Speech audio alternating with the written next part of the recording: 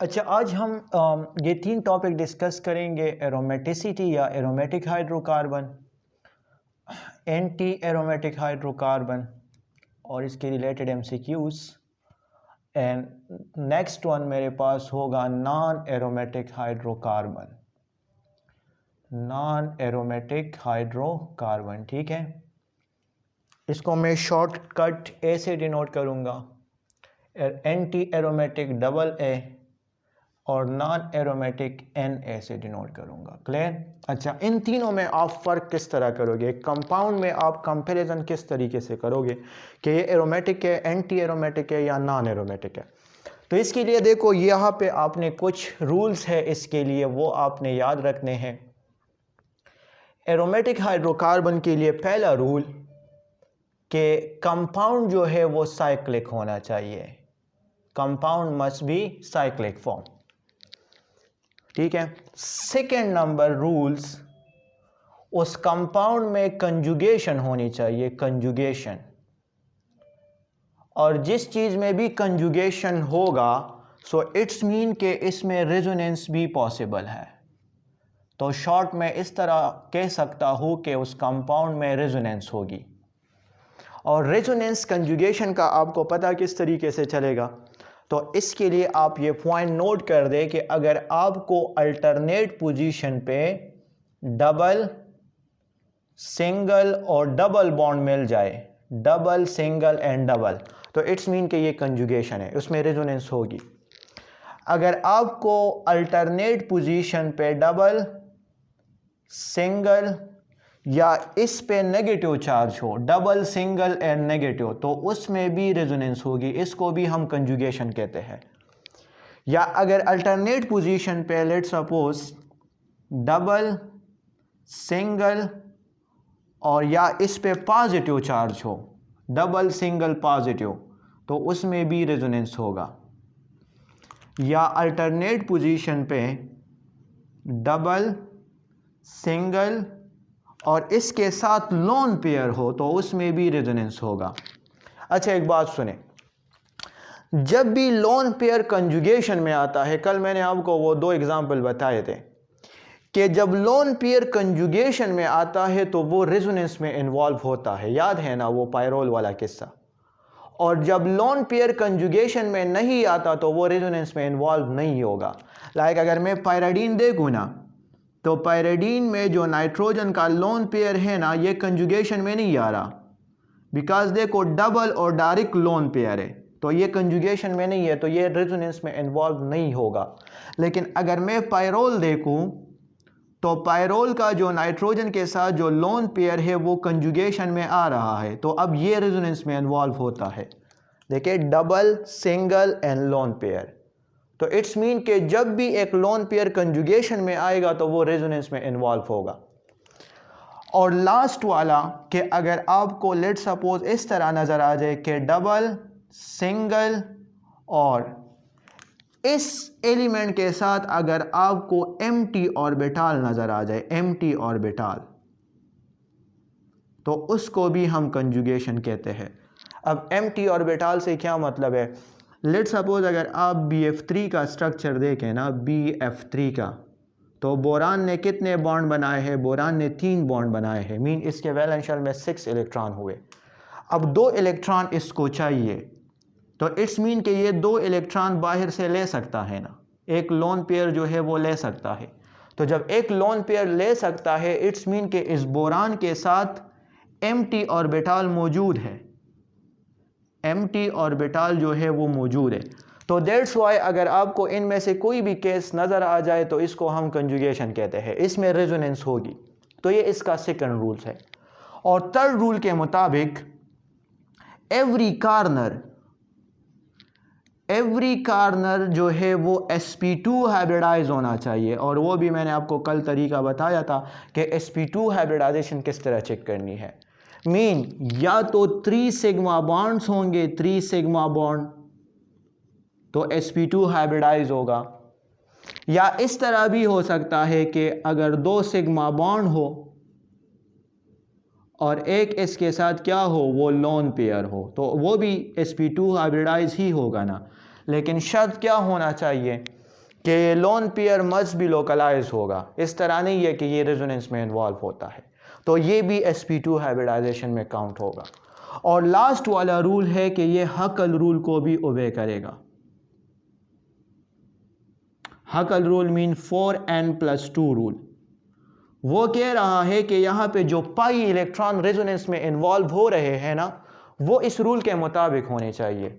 और वो रूल क्या है, यहाँ पे n की वैल्यू आप 0, 1, 2, 3 पुट कर सकते हैं। तो अगर आप यहाँ पे n की वैल्यू 0 पुट करोगे ना, तो आपके पास आ जाएंगे 2 पाई इलेक्ट्रॉन, 2 पाई इलेक्ट्रॉन्स। अगर आप n की वैल्यू 1 पुट करोगे तो आपके पास आ जाएगा 6 पाई इलेक्ट्रॉन्स। अगर आप n की वैल्यू 2 पुट करोगे तो आपके पास आ जाएगा 10 पाई इलेक्ट्रॉन्स। और इसी तरह 4 का डिफरेंस लगाते जाए, 4 का डिफरेंस लगाते जाए। तो मीन जो रेजोनेंस में जो इलेक्ट्रॉन इन्वॉल्व होंगे ना, वो इतने ही होने चाहिए, तब जाके ये कंपाउंड एरोमेटिक होगा।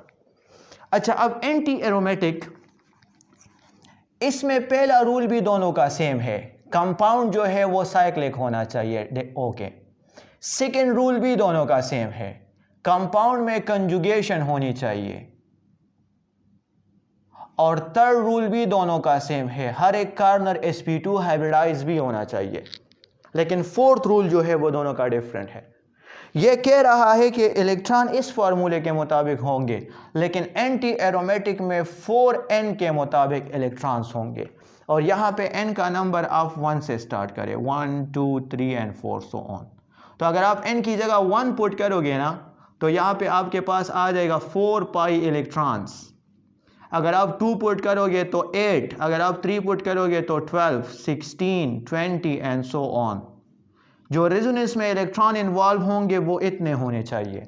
अब देखो 4 नंबर यहाँ पे नहीं आ रहा, हकल रूल में नहीं आ रहा। 8 नंबर देखो हकल रूल में नहीं आ रहा।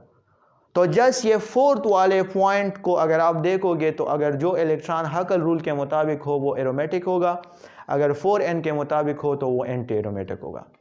अच्छा, इन दोनों में आप कंसिडर करें, इसमें 1, 2, 3 रूल जो है वो दोनों का सेम है। तो अगर मैं नॉन एरोमेटिक की बात करूं तो यहां पे मैं क्या कहूंगा कि if compound not obey rule number 1 या रूल नंबर 2 या रूल नंबर 3, इन पहले 3 रूल में से अगर कंपाउंड जहां पर भी फेल हो जाए ना, तो वो नॉन एरोमेटिक होगा। या सिंपली आप इस तरह कह सकते हो कि जो कंपाउंड ना एरोमेटिक है ना एंटी एरोमेटिक है, तो वो क्या होगा, वो नॉन एरोमेटिक होगा। तो इन पहले 3 रूल में से कंपाउंड जहां पर भी फेल हो जाए तो उसको हम क्या कहेंगे, उसको हम नॉन एरोमेटिक कहेंगे। अब ये नोट कर दे, इस पे हम क्वेश्चन किस तरह सॉल्व करेंगे। क्वेश्चन नंबर 1,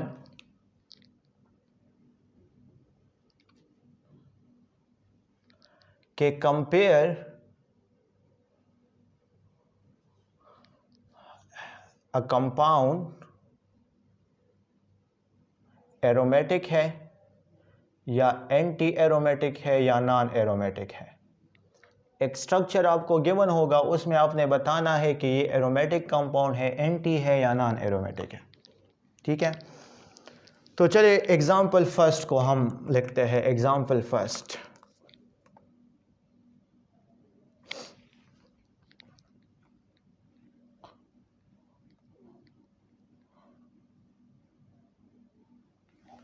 एग्जाम्पल फर्स्ट, पहले रूल से स्टार्ट कर दे। एरोमेटिसिटी को अपने जहन में रख दे। पहले रूल को, साइक्लिक है, यस साइक्लिक है। कंजुगेशन है या नहीं है, देखो double, single, positive, single, double, पूरे कंपाउंड में कंजुगेशन होना चाहिए। तो हाँ, यहाँ पे तो कंजुगेशन भी है, देखो डबल, सिंगल, पॉजिटिव, कंजुगेशन है।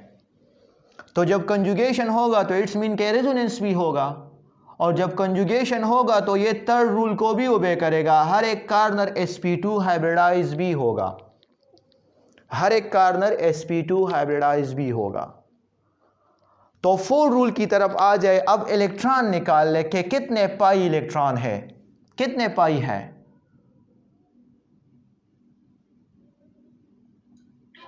2 पाई है। और 2 पाई किधर आ रहा है, एरोमेटिक है, तो ये कंपाउंड मेरे पास एरोमेटिक है बिकॉज ये एरोमेटिक के सारे रूल को फॉलो कर रहा है। सेकेंड एग्जांपल देखें।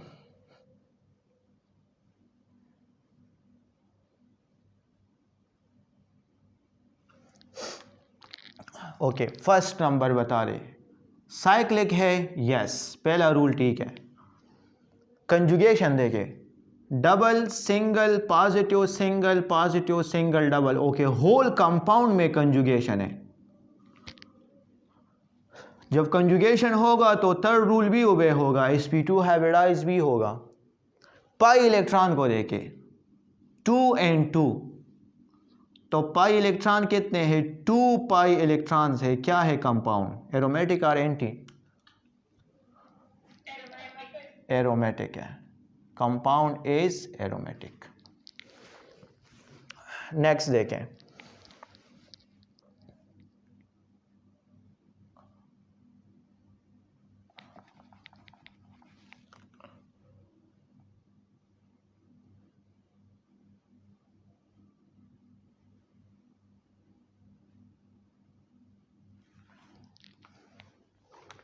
पहला रूल साइक्लिक है, यस साइक्लिक है। कंजुगेशन है या नहीं है? कंजुगेशन भी है।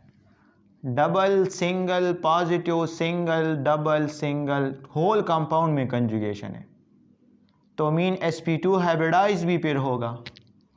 और पाई इलेक्ट्रॉन की तादाद 2n2 4, तो पाई इलेक्ट्रॉन जो है वो 4 पाई इलेक्ट्रॉन्स है, तो क्या होगा कंपाउंड?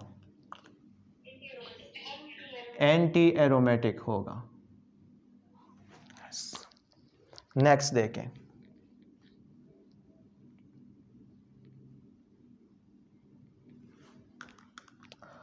पहला रूल साइक्लिक है, यस। कंजुगेशन है,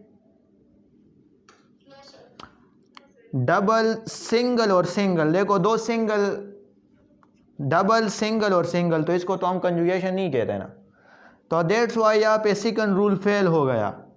और मैंने क्या कहा कि पहले तीन रूल में से जब भी एक रूल फेल हो जाए तो वो कंपाउंड नॉन एरोमेटिक होगा। This compound is non aromatic. Okay, ये कौन बताएगा?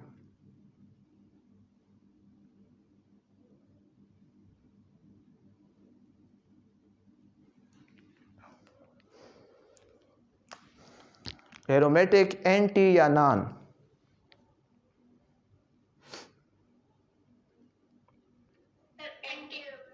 Anti aromatic. क्यों? पहला रूल साइक्लिक है, यस। कंजुगेशन है, किधर है कंजुगेशन?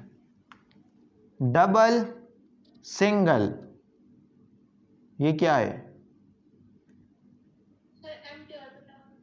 यस, बोरान के साथ मैंने कहा एम्प्टी ऑर्बिटल होगा, तो double single empty orbital single double, yes conjugation भी है। sp2 हाइब्रिडाइज भी होगा।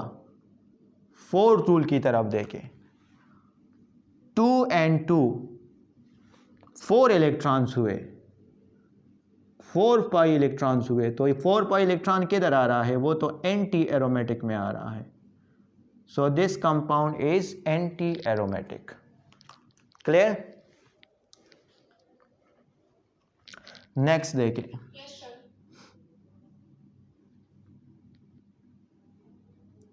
One two three four five six,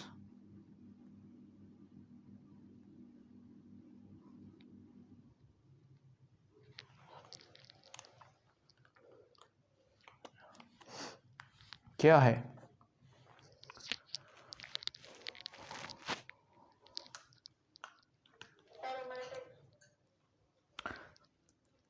cyclic, yes cyclic तो है। कंजुगेशन को ज़रा चेक करते हैं। Double single boron loan empty orbital है, सिंगल डबल, यस कंजुगेशन भी है, तो मीन sp2 हाइब्रिडाइज भी होगा। पाई इलेक्ट्रॉन चेक कर दे, 2 2 और 2, तो 6 पाई इलेक्ट्रॉन्स, तो 6 पाई किधर आता है, एरोमेटिक में आता है। So this compound is aromatic. Clear है?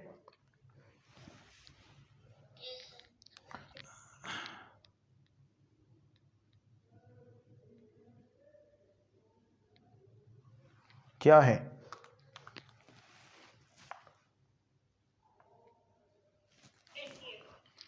Anti aromatic. साइक्लिक है, यस साइक्लिक है। Conjugation double single negative, yes conjugation भी है। sp2 हाइब्रिडाइज भी होगा। पाई इलेक्ट्रॉन बता रहे जो कि रेजोनेंस में इन्वॉल्व होते हैं, तो दो ये है, और नेगेटिव चार्ज का क्या मतलब है, दो इलेक्ट्रॉन, तो 4 इलेक्ट्रॉन जो है वो रेजोनेंस में इन्वॉल्व हो रहे हैं, तो 4 कहाँ पे आता है, वो एंटी एरोमेटिक में आता है। This compound is anti aromatic.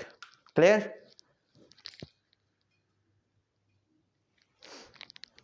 एक और कंपाउंड लिखते हैं,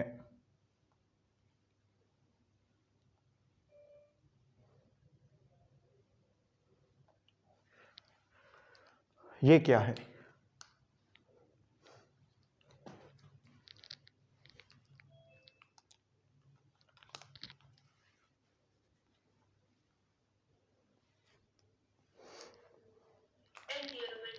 एंटी एरोमेटिक। ओके, क्यों? चले इधर देखिए ज़रा, डबल सिंगल, ये डबल तो नहीं है ना, ये तो रिंग से बाहर वाला किस्सा है, तो इसको काउंट नहीं करना। आपने जब भी ये 3 देखने हैं, एरोमेटिक, एंटी और नॉन, सो ये बात नोट कर दे कि इनसाइड द रिंग, रिंग के अंदर आपने चेक करना होगा, बाहर हमारा कोई काम नहीं है इससे। जब आप कहते हो कि फिनोल जो है वो एरोमेटिक है, तो क्या आप ऑक्सीजन का लोन पेयर काउंट कर रहे हो? नहीं, वो तो बाहर है रिंग से, तो आपने इस बाहर वाले को काउंट नहीं करना, बस आपका काम रिंग के अंदर है। तो अब इसको जरा इग्नोर कर दे, तो देखे डबल सिंगल और सिंगल, तो क्या बना, नॉन एरोमेटिक। समझ आ गई कि रिंग के अंदर आपने काउंट करना है, बाहर आपका काम नहीं है। अच्छा, अब ऑक्सीजन का इलेक्ट्रोनेगेटिविटी कार्बन से ज्यादा है, ये कार्बन है, ठीक है। तो अगर इस तरह हो जाए कि ये पाई इलेक्ट्रॉन ऑक्सीजन की तरफ शिफ्ट हो, और मैं कहूं कि इससे ये वाला कंपाउंड बन गया, जब पाई इलेक्ट्रॉन ऑक्सीजन की तरफ शिफ्ट होंगे तो ऑक्सीजन पे आएगा नेगेटिव चार्ज, और इस कार्बन पे आ जाएगा पॉजिटिव चार्ज। तो अब बता दे अब क्या है,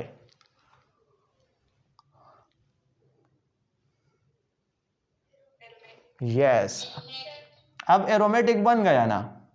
चेक करे, कंपाउंड साइक्लिक है, यस।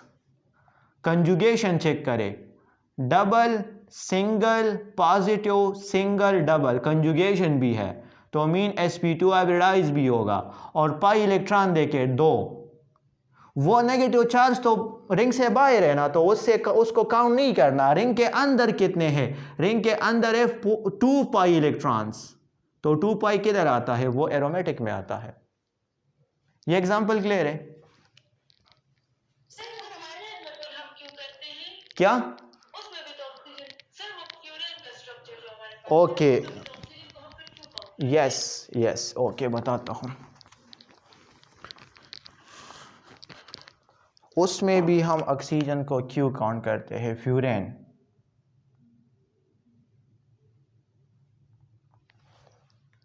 ऑक्सीजन बाहर है रिंग से या अंदर है? ये ऑक्सीजन रिंग का हिस्सा है? क्या ये ऑक्सीजन रिंग का हिस्सा है?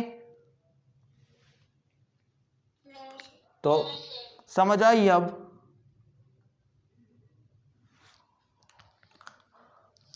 क्लियर, ये बात क्लियर होगी कि ऑक्सीजन को हम यहाँ पे क्यों लेते हैं, बिकॉज ऑक्सीजन रिंग का हिस्सा है, रिंग के अंदर है। सो कंपाउंड एरोमेटिक भी है, सो रिसाइक्लिक भी है, यस।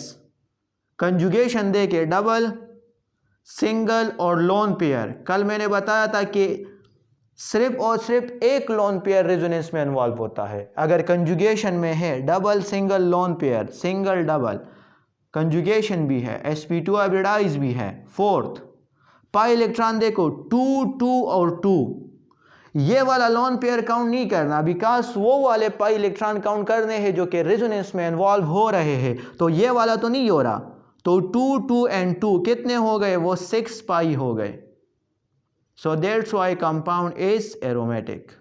लोन पेयर जब कंजुगेशन में आएगा तो वो डीलोकलाइज्ड होगा, वो रेजोनेंस में इन्वॉल्व होगा। लेकिन अगर आप पायरिडीन का स्ट्रक्चर देखें,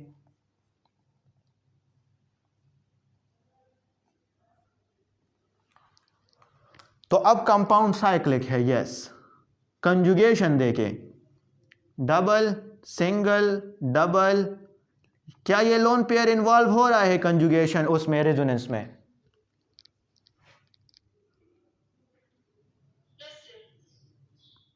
नॉट इन्वॉल्व यार, नॉट इन्वॉल्व इन रेजोनेंस। क्यों? क्या ये कंजुगेशन में है? वो वाला लोन पेयर इन्वॉल्व होगा ना जब डबल सिंगल उसके दरमियान सिंगल बॉन्ड हो। तो अब यहाँ पे अगर आप चेक करें ना, डबल और लोन पेयर, तो इसके दरमियान सिंगल बॉन्ड किधर है? ये वाला लोन पेयर चेक करें, डबल और लोन पेयर के दरमियान सिंगल बॉन्ड है, तो हाँ ये वाला इन्वॉल्व हो रहा है, ये वाला इन्वॉल्व नहीं हो रहा। सो double single double single double single double, yes conjugation भी है, sp2 हाइब्रिडाइज भी होगा। और पाई इलेक्ट्रॉन कितने हैं? 2 2 और 2। अब इस केस में मैं ये क्यों नहीं ले रहा? अब आपको पता चला ना कि ये तो कंजुगेशन में नहीं है, आपने सिर्फ उस लोन पेयर को लेना है जो कि कंजुगेशन में इन्वॉल्व हो। तो टोटल पाई इलेक्ट्रॉन्स कितने हैं? वो 6 पाई इलेक्ट्रॉन्स है। तो पायरिडीन क्या है? वो एरोमेटिक है। क्लियर? सर ये जो आपने पहला स्ट्रक्चर दिया तो इसको हम नॉन एरोमेटिक लिखेंगे पेपर में, क्योंकि जो दूसरा स्ट्रक्चर है वो भी तो इसका रेजोनेटिंग स्ट्रक्चर ही है। नहीं, अगर आपको ये गिवन हो ना तो ये नॉन एरोमेटिक है। ये तो मैंने आपको कहा ना कि नॉन एरोमेटिक से एरोमेटिक बन सकता है, लास्ट में मैं इसकी रिएक्शन करवाऊंगा कि ये तो नॉन एरोमेटिक है लेकिन देखो बन सकता है, एरोमेटिक बन सकता है। तो जो स्ट्रक्चर आपको गिवन हो आपने सिर्फ उसको एक्सप्लेन करना है। अगर ये आपको गिवन हो तो नॉन एरोमेटिक, ये आपको गिवन हो तो एरोमेटिक।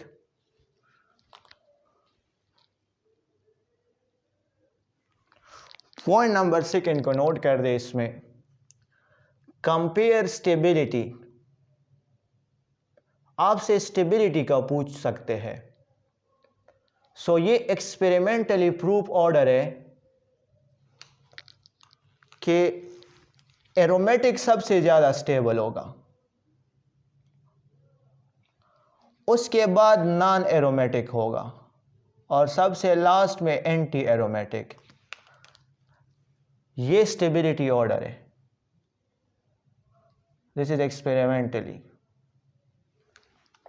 तो अब एमसीक्यूज को देखो, अगर मैं आपसे कहूं कि कंपेयर स्टेबिलिटी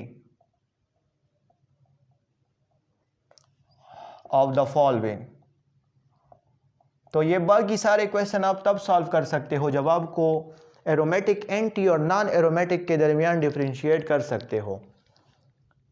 ए नंबर में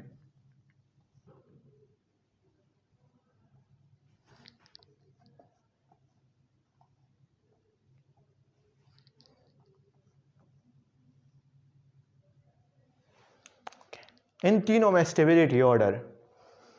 तो चले मुझे बता दे ये कंपाउंड क्या है? नॉन, बिकॉज कंजुगेशन नहीं है, डबल सिंगल और single, so this is non aromatic. ये क्या है? ये एरोमेटिक है, कंजुगेशन सब कुछ है, 2 पाई इलेक्ट्रॉन है, और ये क्या है एंटी, बिकॉज 4 इलेक्ट्रॉन है, 2 ये हो गए और negative charge 2 electron anti aromatic. तो अब स्टेबिलिटी ऑर्डर देखो, अगर ये ऑर्डर आपको याद हो, एरोमेटिक सबसे ज़्यादा स्टेबल, तो इट्स मीन के बी सबसे ज़्यादा स्टेबल, उसके बाद नॉन एरोमेटिक, तो उसके बाद ए, और इसके बाद एंटी एरोमेटिक, तो इसके बाद सी। तो ये आपका करेक्ट आंसर हुआ। क्लियर? Yes sir. क्लियर है इसमें पॉइंट नंबर 2? Yes sir. मिटा दूं? Yes sir.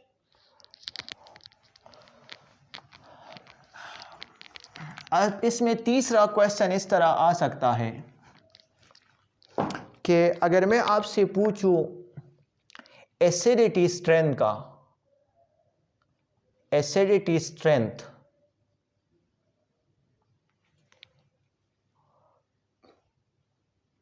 कि कौन सा ज़्यादा एसिडिक है, तो ऑर्गेनिक केमिस्ट्री में हमने एसिडिटी को जब डिफाइन किया था तो मैंने आपको कहा था कि स्ट्रॉन्ग एसिड वो होगा जिसका कंजुगेट बेस क्या हो,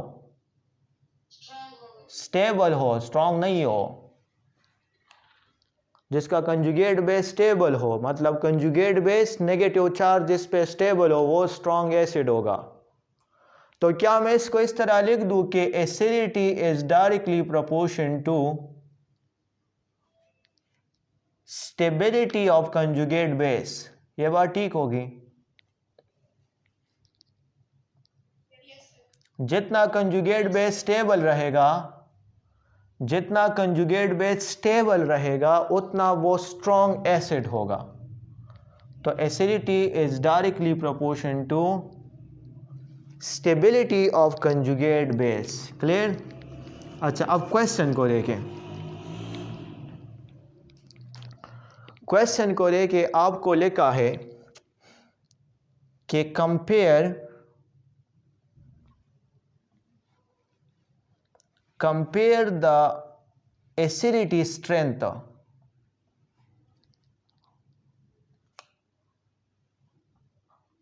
compare the acidity strength. Clear? Option A में आपको लिखा है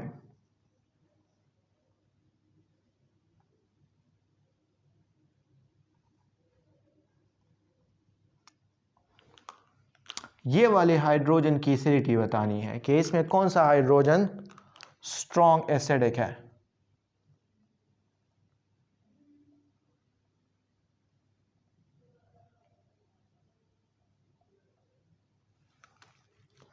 ये ऑप्शन बी,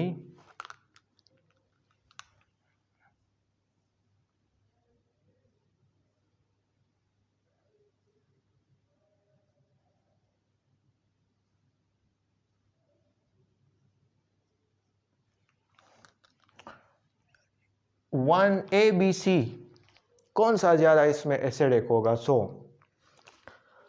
आपने क्या करना है, बस कंजुगेट बेस की स्टेबिलिटी को चेक करना है। कंजुगेट बेस जितना ज़्यादा स्टेबल होगा उतना वो स्ट्रॉन्ग एसिड होगा। तो सारे बोर्ड की तरफ देखिए आप इधर, मैंने इस तरह किया कि यहाँ से हाइड्रोजन को हटाया, तो जब हाइड्रोजन को हटाया तो इस कार्बन पे कौन सा चार्ज आएगा फिर? नेगेटिव यार। कंजुगेट बेस पे कौन सा चार्ज होता है?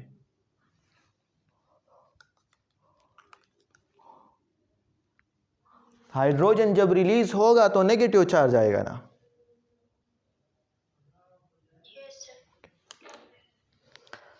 अच्छा, इसमें हाइड्रोजन को हटाया, इस कार्बन पे कौन सा चार्ज आएगा?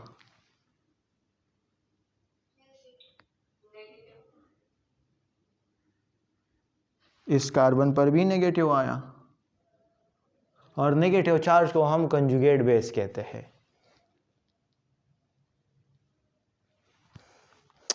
फिर मैंने यहाँ से भी ये हाइड्रोजन को हटाया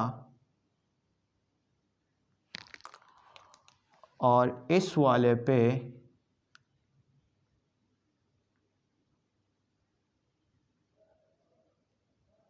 इस वाले कार्बन पे आया नेगेटिव चार्ज। अब देखें, ये सारे कंजुगेट बेस है, बस अब जिसका कंजुगेट बेस स्टेबल वो स्ट्रॉन्ग एसिड होगा। तो अब मुझे बता दें, ये कंपाउंड एरोमेटिक है, एंटी या नॉन एरोमेटिक? Non aromatic. ये एंटी एरोमेटिक और ये एरोमेटिक। किसका कंजुगेट बेस ज्यादा स्टेबल है?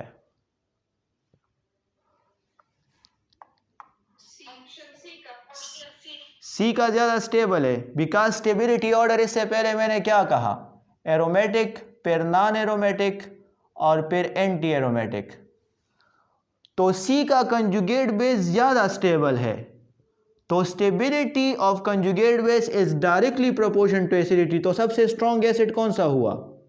सी नंबर हुआ।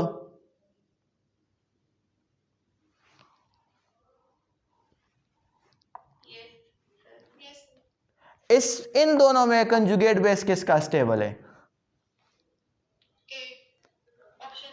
फिर ऑप्शन ए हुआ और फिर